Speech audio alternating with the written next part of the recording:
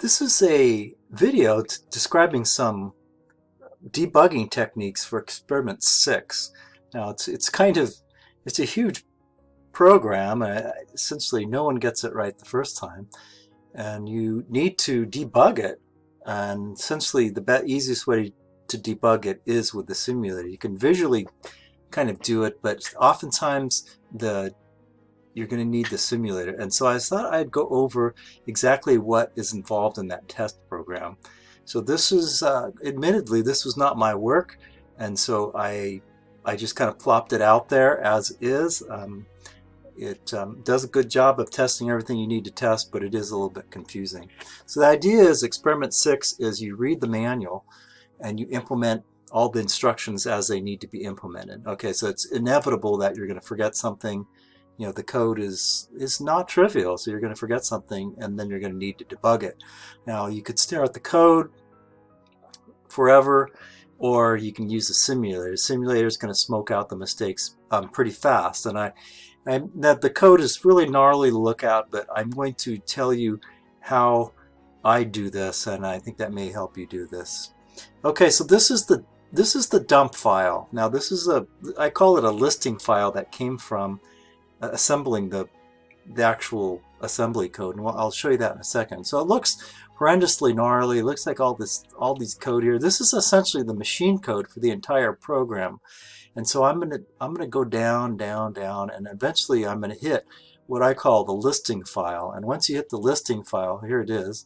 Once you hit the listing file, that's where the interesting code is. It kind of gives you hints as to exactly what the code is doing. And so here we are at the listing file.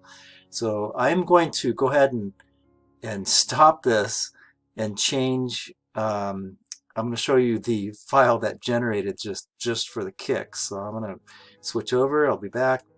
Okay, so here we are back in looking at the code that generated that dump file. Now it looks almost readable, but it's really tough to read. So there's like 37 tests or something like that. Here are the tests. You can see them there. It's actually making calls it's actually jumping to the test and then calling some kind of post-test stuff. I don't want to look at that. I'll look at it on the other end. And so anyway, so this is the code here, some post-test stuff. But this is the interesting stuff. Look, this code is just horrendously gnarly. It was written by some really happening people in the outside world. It tests the living heck out of everything you got. But do you want to look at that code? No, I don't. So this code wouldn't even assemble in either assembler we have. I think this code was assembled with GCC, so we kind of want to stay away from this. So anyway, I thought I'd show that to you, and that we don't really want to work with this. We want to work with that listing file, and we'll switch back over there. Okay, so here we are in the listing file once again. So this is the top part, just the raw machine code, and this is where the program actually starts. So now what's of interest here is these addresses. So I can look at these things, kind of, sort of, and get an idea what it's doing. So this is the first address right here. It's address 0. That's the address of the first instruction. And so you can watch this in your code. Now I don't really feel like knowing exactly what these instructions are doing. It looks like it's doing something with a stack pointer. The important part is I want to see this go 0, 4, 8, and then C. Look, C is some type of jump. It jumps to main. And so what I'm going to see with the program counter immediately is the program counter is going to go 0, 4, 8, C, 1, 8. Look, it's going to jump over this thing. And if it doesn't jump over that, your JALR is broken, which is really a common break for all these experiments. So keep that in mind. It's going to go 0, 4, 8, C, 1 to jump to 1, 8. Okay, so keep an eye on that. Okay, so 1, 8. It's going to do 1, 8, 1, C, 2, 0, and there's nothing to make it jump here. It's going to drop down to these instructions.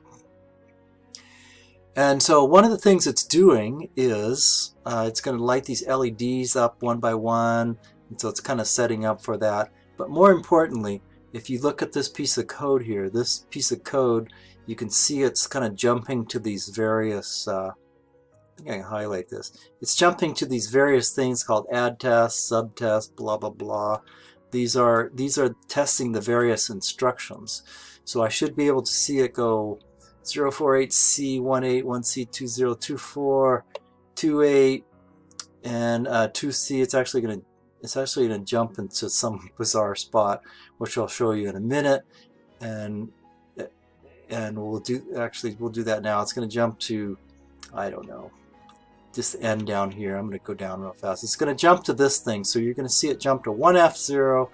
It's going to go through here. It's going to go to 204, and then it's going to jump back up to this instruction right here, which is the add test. So this is a jump to the add test instruction. And so once again, in the code, it's going to jump past all this to right here, and you can know it's successfully jumping there because you'll see 224 in the program counter once again. So these jumps are known jumps. It's going to be jumping around like this. So inside these various tests, and they're all similar. So this is add test. It's horrendously long, which you don't want to look at. Subtest, blah, blah, blah. Hopefully, most of the time, you really don't have to delve into this code. Generally, the approach is to, if it's not working initially, go see if it's jumping properly. If it's jumping properly and it's still not right, generally speaking, you can say, oh, something's like one of these things is failing. There's something wrong with my add instruction. I can go to the code, my Verilog code that implements the add instruction, and I can generally figure it out, usually like 95% of the time. It's very rare that you have to delve down into these instructions, which is really nice because it's just horrendous. So essentially what it's going to do is it's going to do a test, and if it fails, it's going to call this fail subroutine. Otherwise, it's going to call this, it's not going to do anything. It's going to update the test, which means turn the light on. So you should see it, you can see it jump to this fail subroutine. Now the fail subroutine is right here. It's right up here. Okay, so the idea here is if it calls this fail subroutine, that means you got a mistake somewhere. Now if your add instruction isn't working, it's going to call the fail subroutine. So so you have a choice. Now you can, since it's in this fail subroutine, by when you get 218 in the program counter. Now this provides a really nice debug opportunity because the simulator allows you to search for values for any of the signals. So if you search for the value 218 on the program counter, well, guess what? You're going to be in this fail subroutine, and all you have to do is look backwards, see which instruction, see the address of the instruction that called the fail subroutine. For instance, it will be like I'll be at 218 and I'll go backwards and I'll say, oh wow, it failed right here because I see a 240. So that's another way to test these things. Generally speaking, most of the time what happens is some jumps are wrong, and once you clear up the jumps, you're like, I don't know, 95% of the way there. You're not going to really make that many mistakes, but the mistakes are kind of hard to find. So you can find them by eyeballing them when you're running the actual program, or you can actually, in my opinion, it's easier to find them in the simulator. Now, you might have to simulate for quite a long time, but no big deal. All you have to do is keep looking for this 218 address, which is the address of the fail subroutine. Just keep looking at it until you can't find it anymore, and at that point all your instructions are going to be working. And so once again here, one important thing here is to notice that this little switch subroutine here, if you have the rightmost switch in the up position, your program is going to end right here until you turn that switch off. So make sure when you're simulating this thing that you're not feeding the switch value a valid value. Make sure give it a valid value, but make sure The least most switch position is a 0. Probably the best thing to do is turn all the switches off when you're simulating. And so that's what I know about this subroutine or this test-all program. It's a really, really long program.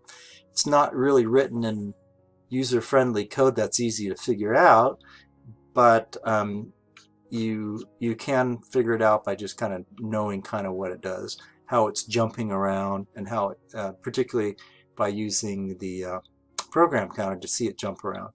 So in summary, get your jumps, the JAL, JALR working. And once you have that working, just follow it through here and see what exactly it's doing. Certainly you can look at this fail subroutine here. You can do a search on that address on your PC and see exactly where it fails. Generally speaking, once again, you just don't want to look at this code. It looks like hell. I don't want to look at it. It's not written in a style. It's not written by a human, put it that way. It's hard to follow. The idea is like, oh, my add instruction has a problem. I'm going to go look at it in the Verilog code. And like seriously, 95% of the time, you're going to find it right away. Anyway, good luck.